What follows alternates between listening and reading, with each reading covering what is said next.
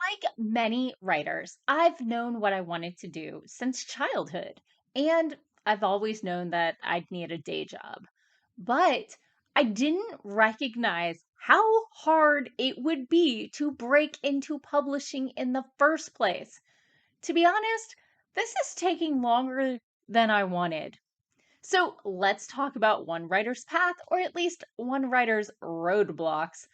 Welcome back to Morgan's video blog with writing tips from the pros and, of course, my own writerly musings.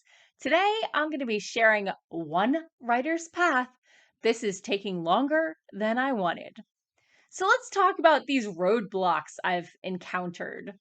Roadblock number one, the total upheaval of the entire traditional publishing process. So when I was a kid, ebooks weren't a thing. The only shopping not done in person was orders placed via catalog, and there weren't a lot of options for publication. There was traditional publishing, serialized novels in magazines, or vanity presses, and they were bought in person. Yeah, I'm getting old. Enough. The consolidation of publishers has made the game sharper, more commercialized, and less willing to take chances on something that the marketing department doesn't throw 100% in on. Plus, indie publishing, it's come a long way from being derided as second tier to breaking new genre ground and taking over a large percentage of the market. Roadblock number two, the sheer number of writers trying to get published. I missed the heyday of writers when, even if you couldn't get a publishing contract, you could sometimes get personalized rejections. Oh, back before agents and publishers were getting hundreds of queries and submissions a week or even a day, with the sheer volume, it's hard to stand out, and your story has to be more polished, nearly ready for publication before you can even get your foot in the door. Roadblock number three, the amount of stories people can read for free. People are struggling to find a reason to pay for your stuff when they can get tons of stuff for free online. Maybe it's on a fanfic site or someone's blog. Maybe they're doing story snippets on a Facebook page. Or maybe the reader just has a Kindle Unlimited subscription. Roadblock number four, I don't write high concept stuff. High concept stories are easy to pitch. They're your Alice in Wonderland set in the Wild Wild West, or Little Red Riding Hood in Sub Saharan Africa, or What If Pinocchio Was an AI? Great movie. My tastes are probably dated. I usually write stories that are quieter, less action packed, and exhausting for both the characters and the readers. I write nice people trying their best where things usually work out. It's not nitty and gritty, but I love it.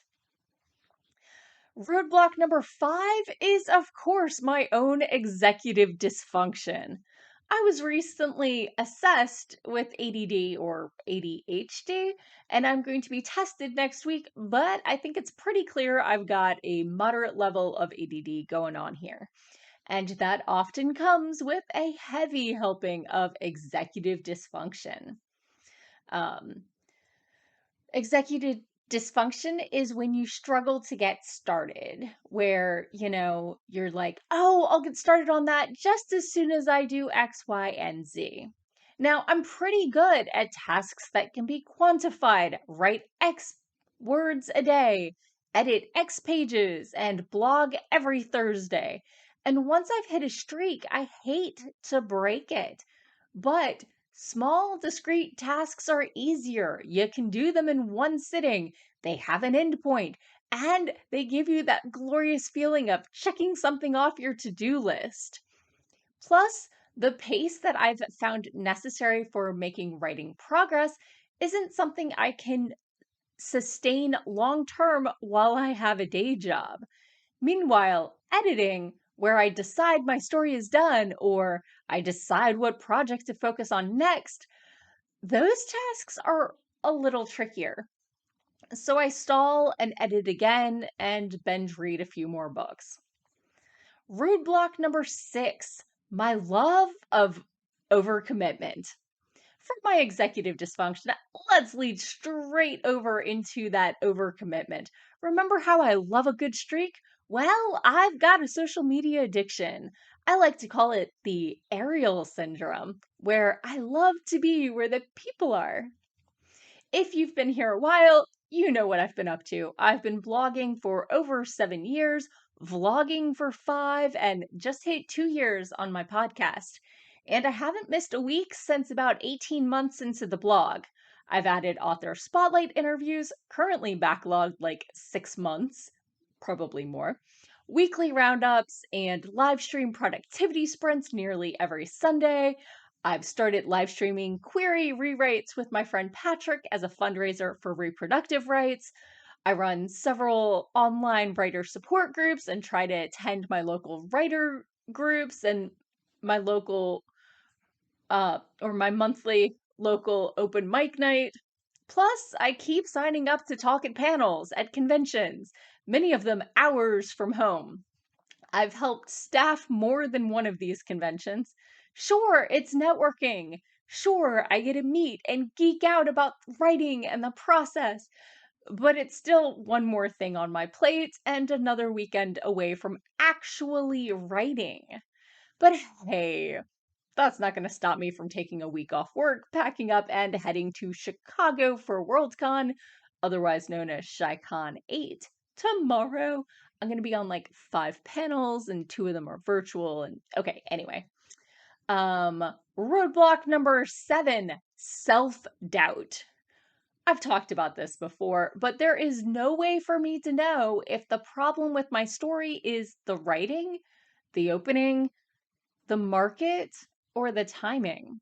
So I get a pile of rejections and then I revise, or I take several months off of querying and stop sending to agents for a while, just taking a breather.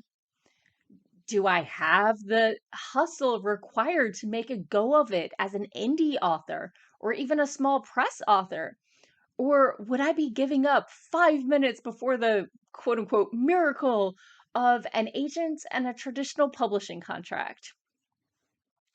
And number 8, I'm doing a hard thing the hard way. Writing, editing, and polishing your story for the market has always been a hard thing. Getting an agent has always been a hard thing. Getting a publisher to buy your manuscript has always been a hard thing. Insisting on trying for traditional publishing as their lists of writers get smaller instead of going small press or indie, that's the hard way to do a hard thing in this day and age, or at least the one with the most external roadblocks. Let me know what roadblocks you've run into and how you've managed to get around them, or if you're still grinding away. And I need to get packing. So have a great week, and I will be back again next week with more writing tips and writerly musings. Bye bye.